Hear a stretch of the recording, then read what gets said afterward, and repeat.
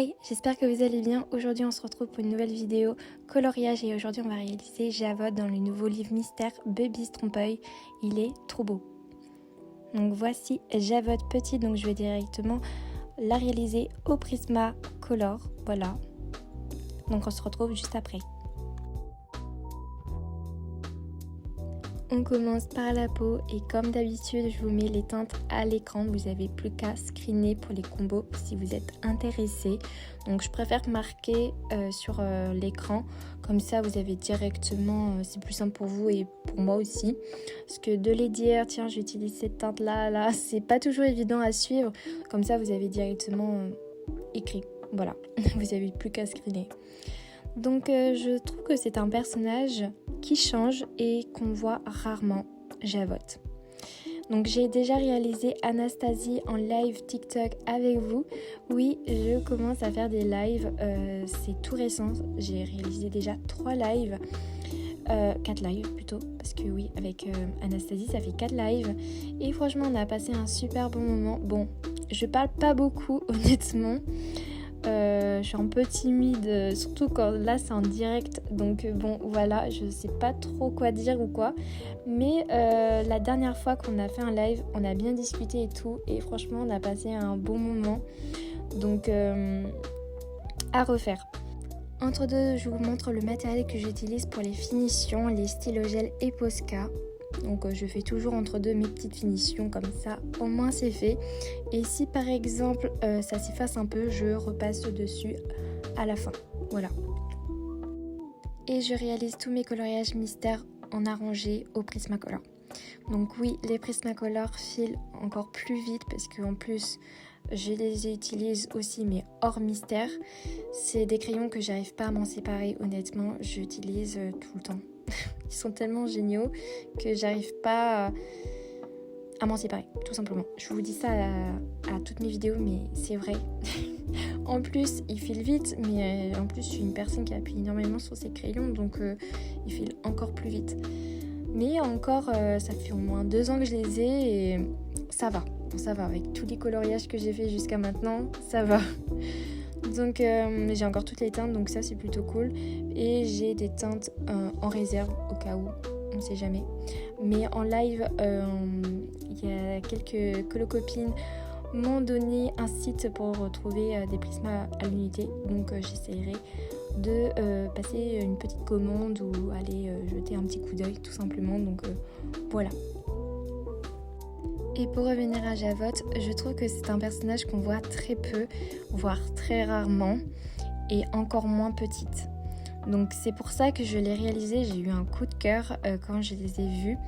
Normalement, on doit réaliser la solution et non le trompe-œil, mais quand j'ai vu Javotte petite, j'ai dit bon, on va la faire directement en trompe-œil parce que franchement elle est magnifique. Et donc je l'ai d'abord réalisé Anastasie, que j'ai eu un coup de cœur. Et franchement elles sont trop mignonnes et elles se font super bien. Donc voilà, ça change, on sort un peu de sa zone de confort de temps en temps, ça fait du bien. Et de voir d'autres nouveaux personnages parce qu'on a tendance à réaliser les mêmes. Et là ça permet de changer un peu. Pour réaliser cette petite colorisation, je m'inspire toujours des originaux sur Pinterest. Après je le fais à ma sauce comme d'habitude. Entre deux, j'utilise du Posca pour faire les finitions. Et là, on commence par la robe de Javotte. Donc d'ailleurs, j'ai beaucoup aimé à la mettre en couleur. Donc j'utilise un vert foncé que ensuite je dégrade avec un vert médium. Et ensuite, je dégrade avec un vert plus clair, avec du jaune, du blanc, pour faire les zones de lumière, faire les contrastes de la robe, tout simplement. D'ailleurs, je voulais savoir quel team vous êtes. Est-ce que vous êtes team Javotte ou team Anastasie ? Honnêtement, je préfère Anastasie. Voilà, je trouve qu'elle est plus douce, même si par moments elle est un peu bébête. Mais elle est beaucoup plus... En fait, au fond d'elle, elle est plus gentille que Javotte. Voilà, je trouve personnellement. Et je trouve que elle est plus jolie. Voilà, c'est mon opinion. Donc voilà, donc n'hésitez pas à me dire si vous préférez Javotte ou Anastasie. Et aussi, qu'est-ce que vous préférez le plus quand vous faites un coloriage? Est-ce que vous préférez faire les cheveux, la peau, faire les vêtements, faire le fond? Dites-moi tout. Moi, ce que je préfère le plus, c'est faire la peau et les cheveux. J'aime trop faire ça. Voilà. Après, on pourrait dire les vêtements et en dernier, le fond. Même si par moments, quand il y a trop de détails, ça peut vite nous énerver et plutôt pas nous énerver, mais nous saouler. Quand il y a trop de détails, des fois on n'en peut plus. Donc on arrête et on reprend un peu plus tard et tout. Mais honnêtement, à vrai dire, on aime tout faire dans un coloriage, logiquement. C'est ça qui nous permet de nous détendre, donc voilà. Mais c'est ce que je préfère le plus, c'est faire la peau et les cheveux, tout simplement. Et d'ailleurs, cette petite colorisation est imprimée directement sur du papier Clairefontaine. Par contre, je me rappelle plus du tout de la référence. Puisqu'en fait, le livre que vous avez vu au tout début, ce livre ne m'appartient pas, je ne le possède pas du tout. C'est celui de ma maman qui me l'a gentiment prêté pour que j'imprime cette petite illustration. Et voilà, donc ça c'est vraiment cool d'avoir une maman qui partage la même passion que moi. Bon, en même temps, c'est ma maman qui m'a fait découvrir le monde du coloriage parce que je ne connaissais pas du tout. Et je suis ravie d'avoir découvert ce monde parce que franchement, il est trop bien. Voilà. En plus, on découvre vraiment des pépites sur les réseaux. Hein. Franchement, chaque colorisation est magnifique. Et en plus, on rencontre des personnes formidables. Donc ça, c'est cool de pouvoir partager avec plein de personnes un domaine qui nous passionne. Et ça, c'est vraiment top. Donc c'est top d'avoir une maman qui partage la même passion que moi et qu'en plus veut bien prêter ses livres quand je ne le possède pas.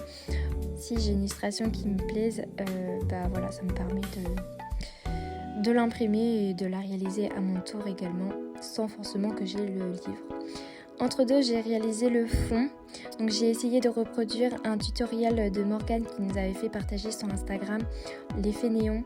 Donc je trouve que c'était une super bonne idée.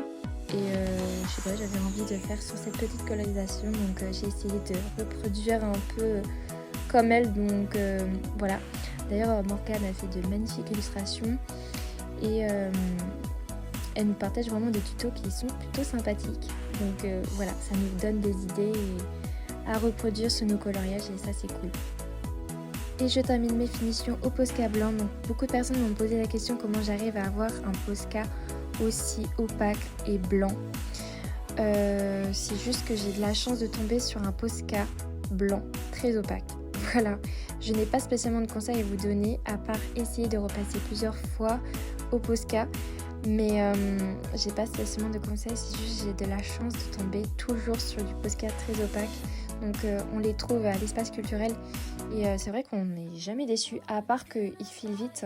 Donc on est obligé de racheter assez souvent de Posca. Voilà par rapport au Posca. Sinon la vidéo touche à sa fin, j'espère que cette petite colorisation vous a plu. Je vous montre tout simplement mes deux colorisations. Et sinon moi je vous dis à très bientôt, prenez soin de vous et bisous.